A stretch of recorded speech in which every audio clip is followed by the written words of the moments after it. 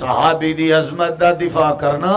صحابہ دے گستاخاں کو صحابی دی عظمت دے دفاع جواب دیونا، اے صحابہ دا دفاع ہے، اے صحابہ دی سنت ہے، اور صحابی رسول دے گستاخ دا مقابلہ کرنا دا معاہدہ کرنا اے صحابہ کرام دی سنت ہے۔ اللہ کتنا خوش ہویا، اللہ تعالی نے اپنی خوشی دا پہلا اعلان فرمایا،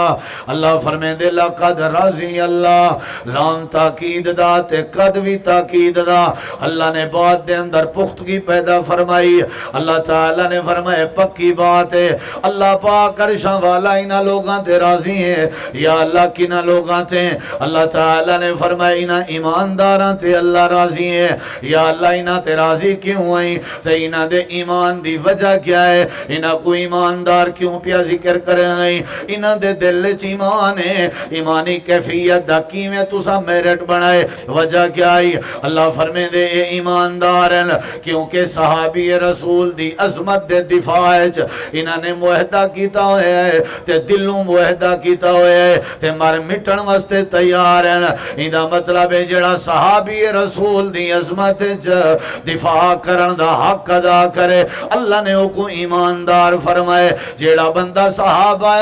صحابی رسول دی عظمت دا دفاع کرے، صحابی رسول دے عقیدے دا دفاع کرے، صحابی رسول دے نظریے دا دفاع کرے، صحابی رسول دے عمل دا دفاع کرے، صحابی رسول دے منہج دا دفاع کرے، تے اللہ تعالیٰ نے کوئی ایماندار فرمائے، اور دوجا اعلان ہے کہ جڑا صحابی دا دفاع کرے اللہ ان دے اتے راضی ہوں دے، نبی دے دور دے صحابہ دفاع کرن اللہ انہاں تے بھی راضی ہوئے، تے جڑا آج دے دور دفاع کرے دفاع صحابہ دے بدلے وچ اللہ پاک راضی ہومن دا اعلان کریں گے، لقد رضی اللہ عن المؤمنین اذ یبایعونک